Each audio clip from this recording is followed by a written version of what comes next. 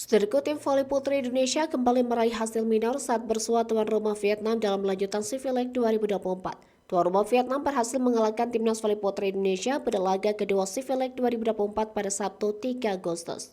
Tampil dengan kekuatan penuh, Wilda Siti Nurfadila Dikaga harus menyerah dengan skor telak dari Vietnam 0-3.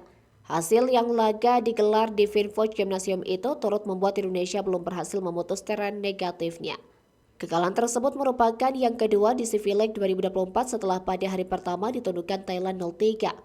Sama seperti saat melawan Thailand, pelatih timnas voli putri Indonesia Chamnan Dokmai tidak melakukan perubahan berarti. Dia tetap menampilkan sebagian besar pemain yang bulan lalu menjuarai Pro Liga, yaitu Jakarta Beat. Mereka adalah Kapten Wilda Siti Nurfadila Sugandi, Megawati Hangasri, Ratri Wulandari, dan Arneta Putri. Kemudian ada Mira Suci Indriani, Yulis Indahyani, dan Indah Guretno semakin membuat aroma Jakarta Beat terasa kental dalam laga ini.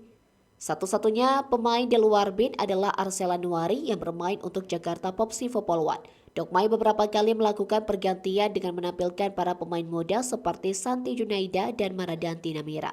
Tosar Tiara Sangar juga sempat diturunkan menggantikan Arneta di set kedua. Megawati tetap menjadi pendulang skor terbanyak bagi Indonesia dengan mencetak 13 poin, diikuti Arsela yang mengemas 11 poin. Para pemain Indonesia sedang bersiap melakukan resave dalam laga melawan Vietnam pada Civil League 2024. Di kubu Vietnam, Nguyen Tibet Tuyen membukukan 14 poin dan menjadi pencetak poin tersubur. Mengomentari hasil pertandingan, Dokmai mengatakan penampilan timnya justru tidak sebaik saat menghadapi Thailand.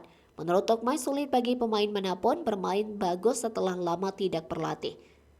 Namun pelatih asal Thailand ini yakin Civil League 2024 yang digelar di negaranya pekan depan, timnas voli putri Indonesia akan membaik performanya. Megawati Hangasri yang untuk kedua kalinya mencetak poin terbanyak mengakui performanya kurang bagus karena lama tidak latihan.